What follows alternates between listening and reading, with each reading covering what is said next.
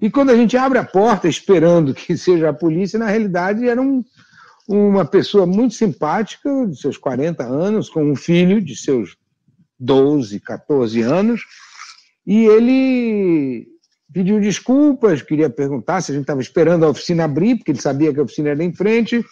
A gente falou que sim, que o carro estava quebrado. Ele disse, então, eu vim trazer aqui umas comidinhas para vocês. E aí ele trouxe uns docinhos que ele mesmo tinha feito. Ele era pai solteiro de 4 filhos, morava no prédio em frente, no andar lá em cima. Ele viu o carro, desceu, trouxe para a gente parte do café da manhã dele. Super generoso. Olá, sejam muito bem-vindos ao Maré Sonora, o podcast em que você navega pela ciência, fotografia, conservação e muitas outras viagens. Eu sou Marina Guedes e hoje estou aqui para apresentar a última parte da série com o Tito Rosenberg, um brasileiro realmente inspirador. Nos 2 episódios anteriores, ele recordou viagens à Amazônia, onde viveu embarcado, e as experiências em veleiros no Brasil e diversos países também. Vale muito a pena ouvir os primeiros episódios antes desse que começa agora. O Maré Sonora só é possível graças ao apoio de ouvintes queridos e do Café do Luiz, o café que celebra a amizade e os bons momentos. Peça o seu através do perfil no Instagram, @Café do Luiz. E se você mora em Floripa, também pode pedir o seu Café do Luiz com deliciosos bolos caseiros. Ao final deste programa, eu te conto como é que você pode nos ajudar a ser um parceiro ou parceira deste projeto apaixonante que é o Maré Sonora. A gente já falou das suas vivências em rios, mares, e agora, nessa última parte do nosso bate-papo, eu queria saber um pouco dos anos em que você viveu sobre rodas, começando pela sua aventura num carrinho bem pequenininho, no Mini Cooper, lá na Europa. Como é que foi isso, Tito? Olha, primeiro que Mini Cooper é exagero, porque o Mini Cooper é um super carro. O meu tinha a carroceria do Mini Cooper, mas faltava o Cooper, porque o Cooper exatamente. O Cooper é um Austin Mini com um tremendo motor e com um tremendo freio, ele é muito melhorado, entende? O Mini Cooper, o Mini era um carrinho bem pequenininho, ele foi para fazer concorrência ao Cinquecento dos italianos. Então ele tinha um motor de 850 cilindradas. Hoje em dia as pessoas reclamam que um Uno 1000, meu carro é 1000 cilindradas. Pô, 1000 é mais do que 850. Então era um carrinho bem pequenininho que eu tinha em Londres quando eu lavava prato e que, junto com mais 3 amigos argentinos que também lavavam prato, a gente foi viajar pela Europa. Essa foi a minha primeira viagem europeia, mas eu já tinha viajado muito no Brasil, porque quando eu fui morar na Europa, em 69 exatamente, eu já tinha um Jeep, que aqui no Brasil eu fazia muitas viagens pequenas, mas pelo Rio de Janeiro. Claro, você com 22 anos, viajar pelo Rio de Janeiro, 20 anos, 21 anos, viajar pelo Rio de Janeiro, para mim já era uma aventura internacional, ir para Cabo Frio, ir para Saquarema. Ninguém andava nesses lugares. Eu tinha um Jeep Willys, então eu viajava sempre fora da estrada. Eu fiz uma viagem de Saquarema até Búzios pela praia, onde dava, né? Que era um trecho grande, Saquarema, Arraial do Cabo, depois de Arraial do Cabo, Cabo Frio, e depois Búzios. Então eu já tinha essa tendência, eu sempre fui apaixonado por rodas, gostava sempre de bicicleta, velocípede. Minha mãe chegou a me dizer que eu nasci com um defeito genético, que era o pé. Eu devia ter nascido com rodas. Na realidade, depois de velho, eu descobri por quê. Porque eu tenho uma perna, descobri depois de velho, que é 1,5 centímetros menor do que a outra. E eu nunca tinha notado isso. As pessoas me perguntavam, você está mancando? Eu digo, não. Está sim. Eu dizia, que estranho. Com 45 anos de idade, eu resolvi ver se era verdade e fui fazer uma radiografia do corpo inteiro e descobri que realmente a minha perna, uma tinha 1 centímetro a mais do que a outra, e isso me dificultava caminhar. Por isso que eu não gostava de caminhar. Meus amigos iam fazer longas caminhadas e eu dizia, eu não me cansa, dói muito, não vou. Então eu sempre gostei de roda, porque roda nivelava isso, então não tinha problema nenhum. Então eu sempre quis usar roda, bicicleta, moto, carro. Moto eu já tive mais de 20, carro mais de 40. Então, o que aconteceu? Eu acabei comprando esse Austin Mini viajei com esses 3 argentinos, imagina, dentro de um Mini Cooper, que é menor do que o menor carro brasileiro, porque o Austin Mini que nós tínhamos, né, ele era menor do que o Fiat Uno, que foi o menor carro brasileiro, assim, teve o Romizeta há um tempo, né, mas o Fiat Uno era bem pequenininho, aquele carrico. Bom, nesse carro viajamos 4 homens, com 2 violões e 4 mochilas. Foi uma viagem heróica. Mas foi maravilhosa, foi a minha primeira grande viagem, assim, longa, e a gente não dormia no carro, a gente ia à barraca, a gente parava nas cidades, assim, ou no mato, na beira entre uma cidade e outra, e nas cidades a gente parava na calçada e entrava dentro de um parque para dormir. Dormia nas árvores do parque. De manhã a polícia acordava, mandava a gente embora, mas já dormimos. Então a gente viajou a Europa toda dormindo em barraca, mas com o carro, né? Mais tarde eu descobri que a Kombi era uma coisa maravilhosa. Quando eu cheguei na Califórnia a primeira vez, em 1970, eu comprei uma Kombi acabada, porque eu percebi que na Kombi eu poderia ter a minha casa e o meu transporte. Então, eu diria que eu sou o bisavô do van life, que hoje todo mundo fala do van life, e eu fui o bisavô do van life, porque eu morava na barraca, na minha Kombi, e fiquei meses morando nessa Kombi, morando em estacionamentos, viajando, pegando onda. Meu negócio era pegar onda naquela época. Então eu ficava pegando onda de praia em praia, dormia na praia, dormia no estacionamento, sem problema nenhum. Arranjava emprego, quando eu arranjava emprego, dormia na porta do emprego. E como eu não pagava aluguel, era muito barato viver. E aí que eu descobri que realmente viver a bordo de um veículo é a forma mais econômica de você viajar, porque você tem o transporte e o hotel. E a cozinha, que você também pode levar um fogãozinho e cozinhar. Então, a Kombi entrou na minha vida por necessidade. Me fazia capaz de poder ficar meses viajando com $100, $200. Então, era muito fácil viver. Nos Estados Unidos era muito fácil trabalhar e ganhar o bastante para continuar viajando de Kombi. Então eu me apaixonei pela Kombi. Acho que eu já tive umas 8 Kombis de lá para cá. Em diferentes ocasiões eu comprava uma Kombi para viajar, para transportar minhas coisas. E sempre tive um sonho em... Não era a Kombi, né? Era o veículo sobre rodas. Por exemplo, anos depois, eu queria fazer essa viagem que acabou na Flórida, no barco. Eu comprei um carmanguia de um amigo meu, que ele bateu, amassou a frente do carro e o seguro deu o dinheiro do carro para ele inteiro. Deu perda total. Só que eu peguei o carro, consertei o carro com fibra de vidro, comprei por $300 e eu e a minha namorada viajamos os Estados Unidos inteiro, surfei toda a costa do Pacífico, depois fui para o Atlântico, lá para Vermont, New Hampshire, na Nova Inglaterra, e desci pegando onda até Miami, em Key West. E depois acabei voltando para a Califórnia com esse mesmo carro, mas era um carmanguia, que muita gente nem lembra como é. Era um veículo meio esporte da Volkswagen, motor Fusca e tal, mas ele era bem pequenininho, só cabia 2 pessoas. E a gente dormia dentro dele, muitas vezes, era obrigado quando chovia, mas a gente dormia em barraca.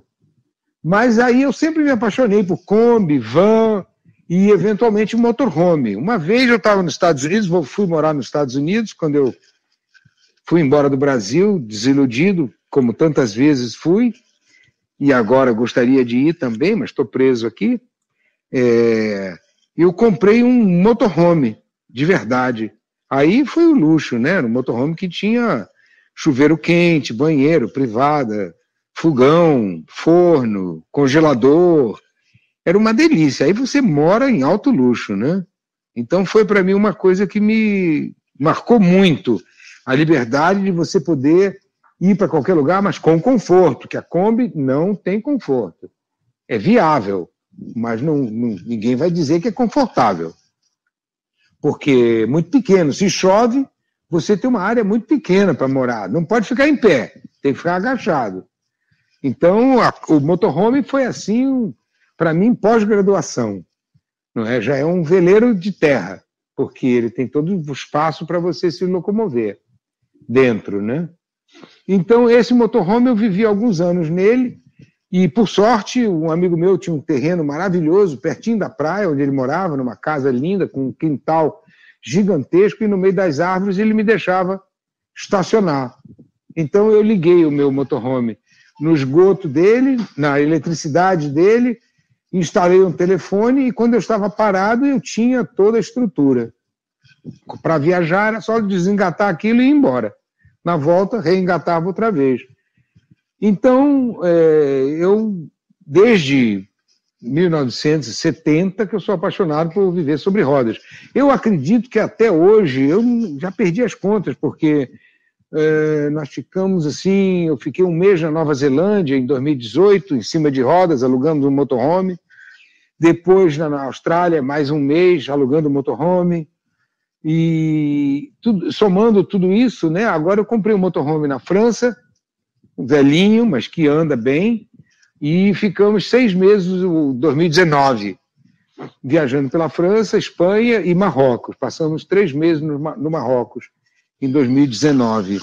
E já esse motorhome mudou tudo, porque já ficou um conforto fantástico, né? Porque eu viajei a Europa primeiro nesse Austin Mini, que era muito pequenininho. Depois eu viajei de Land Rover, que eu morei vários anos dentro do Jeep Land Rover, 3 anos num Land Rover entre 74 e 77, viajando pela África e pela Europa. Fiz o Saara, fiz o Senegal, Mauritânia, Costa do Marfim, Mali, mas morando no carro também, né? Mas aí já era com a minha namorada. Então o Land Rover também é pequeno, também não pode ficar em pé. Mas é maravilhoso você ter a liberdade de ficar rodando de um lado para o outro. Agora, com esse motorhome, eu estava pronto para fazer altas viagens, aí chegou a quarentena, me pegou aqui no Brasil, e nós estamos aqui presos, sem poder viajar. Eu e a minha esposa estamos aqui quarentenados à espera da Europa abrir para a gente poder voltar, porque o que eu quero mesmo é viver móvel, entende? Vida nomádica. Então, as rodas não saíram da minha vida, continuo com os pneus na minha vida. Sensacional, Titor. Garanto que os ouvintes estão viajando contigo nesses episódios. A gente não pode viajar, mas está sendo uma viagem sensacional te ouvir, com certeza. É uma pena, gente. Essa quarentena prendeu muita gente, né? Tá todo mundo preso, né? Tá difícil viajar nessa época. Os países todos estão com muitas restrições. Mas em breve estaremos soltos outra vez. E eu já tenho até para onde ir. Nós voltaremos para o nosso carrinho lá e voltaremos a viajar. Inclusive para a Itália, onde eu tenho grandes amigos na Calábria, uma grande amiga na Calábria, que nós gostaríamos muito de visitar e passar um tempo lá. É uma área que eu não conheço muito da Itália, a Calábria. Conheço bastante da Itália, rodei a Itália toda de Land Rover, de ponta a ponta, mas a Calábria foi um lugar que eu passei pouco tempo. Então, em breve estarei voltando à estrada. Quando vierem, por favor, avisem que eu faço questão de conhecê-los pessoalmente e vai ser um prazer. Estou aqui em Rieti, que é uma cidade pequenininha, perto de Roma, 80 quilômetros de Roma. Uma cidade medieval. Oi? Eu conheço de passagem. Eu me lembro que eu fui aí para um festival do Slow Food, se eu não me engano. Um encontro do Slow Food aí. Não, é lindo, todas as cidades aí em volta. Eu morei 2 anos e meio em Roma. Então conheço bem Roma e toda a Toscana, Lácio, essa região aí em volta. Eu trabalhava como fotógrafo morando em Roma, então viajei a Itália inteira. Gosto muito, sou apaixonado. E foi da Itália que eu vim para o Brasil, já querendo me acalmar um pouco, né?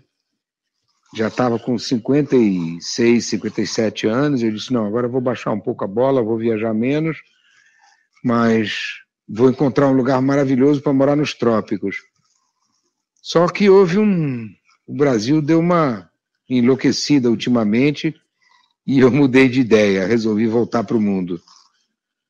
Não é o melhor lugar para se estar no momento. Mas é a vida, o mundo está aí nos esperando. Com certeza. Eu queria falar um pouquinho, Tito, queria te ouvir, na verdade, um pouquinho.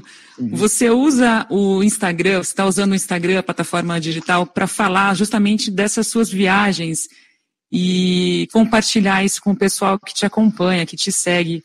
E eu ouvi você numa entrevista, não sei se foi para a Trip ou se foi para outro podcast, não tenho certeza agora, você falando que está fazendo uma espécie de teste, né, escrevendo no Instagram para depois pegar esse material e publicar o seu terceiro livro. Como é que está esse trabalho, Tito? Olha, eu sou jornalista desde os meus 17 anos, né, que eu trabalho na imprensa. Então, eu sempre tive a facilidade de escrever. Eu virei fotógrafo para poder vender meus textos, porque eu fazia matéria e não vendia, porque sem foto ninguém comprava. Então eu comecei a fotografar para poder vender meus textos. Mas eu sou muito prático, eu não queria escrever um livro e ele ficar abandonado numa gaveta, sabe? Eu gostaria de escrever se eu tivesse um editor. Então o que eu estou fazendo eu estou encontrando assuntos para postar no Insta que sejam pílulas, pequenas pílulas do que eu tenho que escrever. E você sabe, o Instagram só aceita 2.200 caracteres. E quando eu vou escrever alguma coisa, eu escrevo assim 6.000, 7.000, de uma tirada, assim, uma sentada, eu escrevo 7.000. Depois eu vou tentando encurtar para poder caber nos 2.200. Então eu percebi que eu posso escrever 20, 30 mil caracteres assim, por dia, por uma tarde, sentar e escrever sem problema. Então eu disse, bom, eu vou só fazer um sumário do meu livro no Instagram.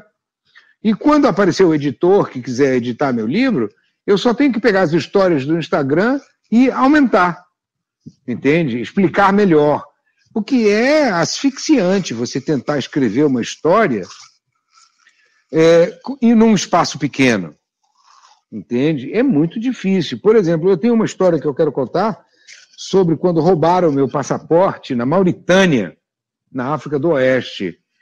E eu consegui entrar clandestino no Senegal utilizando uma construtora brasileira que tinha um avião que me levou escondido para o Senegal. E em Dakar eu tive que passar pela janela do banheiro para fugir para a rua e para ir na embaixada, tentar conseguir um passaporte. É uma história super interessante, uma coisa bem tipo James Bond.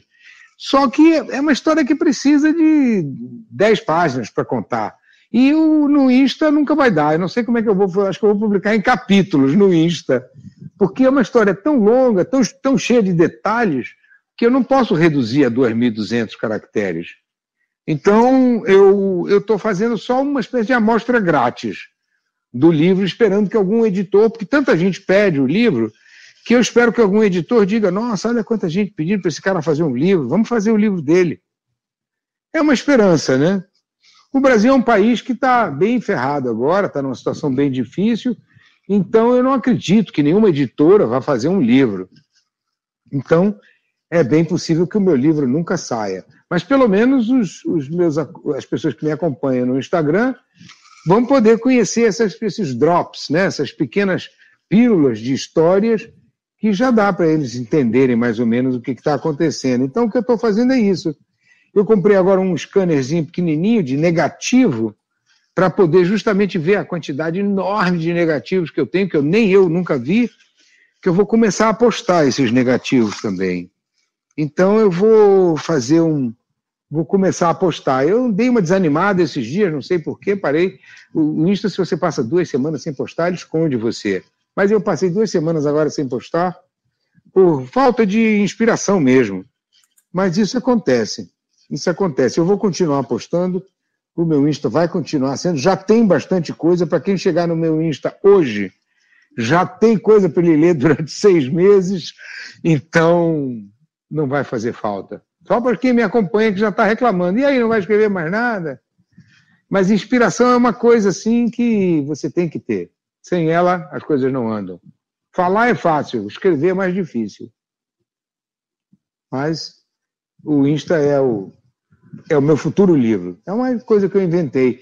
Eu acompanhei isso. Existe uma pessoa que escreveu um livro, eu conheço uma pessoa, uma juíza chamada Andréa Pachá. É uma juíza lá do Rio de Janeiro, uma pessoa maravilhosa, que começou a escrever contos, histórias, no seu Facebook. E eu fui um dos primeiros que acompanhava, sou amigo dela há muitos anos, e eu acompanhava e falava para ela, nossa, esses textos são maravilhosos, você tinha que fazer um livro, você tinha que fazer um livro. Só que ela é juíza, muito famosa, tem grande ibope, então ela conseguiu um editor que lançou o livro dela, chamado A Vida Não é Justa. E esse livro, que eu fui um dos principais incentivadores dela, esse livro acabou bombando, já está em milésima edição, está dos primeiros, dos mais vendidos do Brasil, ela já está no seu 3º ou 4º livro. Então eu vi como é que o livro pode sair de crônicas postadas numa rede social. Ela é um caso clássico, que das redes sociais foi para o papel e tornou-se um número 1 na lista de best-sellers brasileiros. Bacana isso, super feliz fiquei. Muito legal, Tito. E saiba que quando você se sentir desanimado, saiba que os seus posts, as suas mensagens são muito legais. Então, que isso fique na sua cabeça para você saber que está fazendo muito bem para várias pessoas. Então, sinta-se estimulado. Quando rolar essa sensação um pouco desestimulado, lembre do bem que você faz para a galera quando você compartilha as suas histórias. Eu sou um exemplo de pessoas que gosto muito do que você posta e para essa nossa entrevista estava dando uma super escaneada em tudo e foi muito legal mergulhar nas suas histórias. Eu tenho a consciência da responsabilidade nesse momento de quarentena, né? As pessoas estão presas em casa, sem poder viajar, sem poder pegar um avião e tal. Então eu achei que o momento era ideal para eu abrir o meu Insta e postar essas histórias. Então eu tenho noção do prazer que eu estou trazendo a essas pessoas e vou continuar postando, tenho certeza. É uma questão de dias. E olha só, a gente está chegando aí no final. Eu tenho uma última pergunta para você, Tito. Eu queria te pedir para falar sobre as amizades que você fez durante algumas viagens. Eu vi um compartilhamento que você fez sobre conhecer um marroquino que veio lhe trazer um kit de boas-vindas quando vocês estavam esperando para chegar segunda-feira e poderem consertar o teu carro. Como é que foi essa história? É muito legal também. A viagem tem isso, né? Você está exposto a que tudo possa acontecer. Tem histórias ruins e tem histórias boas. Tem pessoas que são assaltadas, tem o carro invadido, tem umas histórias ruins. E tem muitas histórias boas, que são a grande maioria, a enorme maioria das histórias são boas. E essa foi uma, a gente estava parado assim, imagina você parar no centro de uma cidade, numa rua semi-comercial, residencial, num domingo, as pessoas todas saindo para passear, para fazer seus passeios e tudo mais, e a gente estacionou ali na frente da oficina, esperando abrir, e ficamos, Cris e eu, escondidos ali, fechamos as cortinas para tentar ninguém ver, porque as pessoas poderiam reclamar de alguém acampado dentro de um motorhome em plena cidade, né? Então a gente ficou com discrição, eu gosto de ser muito discreto. Então a gente ficou lá dentro, assim, e pensando que ninguém estava vendo a gente. Mas, de repente, bate um toque na porta, assim, alguém bate na porta e a gente pensa logo, é a polícia, vai mandar a gente embora. E quando a gente abre a porta esperando que seja a polícia, na realidade era uma pessoa muito simpática, de seus 40 anos, com um filho de seus 12, 14 anos, e ele pediu desculpas, queria perguntar se a gente estava esperando a oficina abrir, porque ele sabia que a oficina era em frente. A gente falou que sim, que o carro estava quebrado. Ele disse, então, eu vim trazer aqui umas comidinhas para vocês. E aí ele trouxe uns docinhos que ele mesmo tinha feito. Ele era pai solteiro de 4 filhos, morava no prédio em frente, num andar lá em cima. Ele viu o carro, desceu, trouxe para a gente parte do café da manhã dele. Super generoso. E aí a gente conversou um pouquinho, mas a gente ficou meio assim, sem graça, recebeu um presente assim, no meio da cidade e tal, não sei o quê. Não fomos tão hospitaleiros, entusiasmados, como deveríamos ter sido. Ele foi embora e deixou a bandeja com a gente, né? Eu disse, bom, ele vai voltar para pegar a bandeja mais tarde. Mais tarde, realmente, quando estava quase anoitecendo, lá vem ele, bate na porta, com um jantar completo de sardinhas fritas, tabule, comida, muita coisa para comer, ele e o filho. E aí a gente não teve como não ser gentil, convidamos eles para entrarem, sentaram na mesa, e a gente ficou sentado conversando, contando histórias, e é nessas horas que é muito bom da gente ver realmente como são as pessoas, né? Porque ele ficou contando a vida dele, como ele não bebia álcool, quer dizer, totalmente fora da nossa sociedade, né? Como é que ele achava que o álcool era uma perdição, que ele tinha o maior medo que o filho dele um dia bebesse álcool, que o filho dele fosse a uma boate, que ele acha que é um horror. O cara, eles são muçulmanos e são muito rígidos. Então, é interessante, porque trocar ideias com alguém que pense tão diferente de você, né, é sempre interessante. Então, a gente ficou conversando como era a vida no Marrocos, por que ele tinha se separado, como era ser pai solteiro de 4 filhos. E ele era muito simpático, e o garoto também, super simpático. Então, foi uma experiência maravilhosa. Fez o nosso dia, era o último dia de viagem, porque dali a gente ia consertar o carro na segunda-feira, e pegar o ferry para sair, voltar para a Espanha, de lá de Tanger, e voltar para a Europa, né? Que a gente tinha que vir para o Brasil já estava no prazo do limite. Era o último dia do nosso visto no Marrocos, então a gente tinha que sair de qualquer jeito. Então, foi uma experiência interessantíssima conhecer, conversar, trocar ideias e ser tão generosamente recebido pelo cara e pelo seu filho, que somos nós somos de planetas diferentes, né? Pelo medo que ele tinha do álcool, da música, do rock, que ele achava que era uma coisa demoníaca. Aí você fica ouvindo isso, né? Você vê como o mundo é diferente, né? Como existem culturas diferentes. Eu acho que a melhor coisa de viajar é você poder abrir a cabeça e aceitar o diferente. Entende? Você diz, isso eu não como, vou comer uma rosa não se come. Eu garanto que tem alguma cultura do mundo que come rosas. Você entende? Então, a gente é muito quadrado dentro da nossa sociedade, imaginando que tudo é como a gente conhece. Mas a gente desconhece tanta coisa de outras culturas. Então, foi uma experiência maravilhosa, numa situação trágica, porque a gente estava com o carro quebrado, o carro não estava nem podendo andar, e a gente estava ali só esperando chegar a segunda-feira para consertar o carro. E fiquei triste de nunca mais podê-lo ter encontrado. Foi assim, no dia seguinte a gente foi para a oficina, da oficina a gente já foi direto para o barco, para o navio, e voltamos para a Espanha.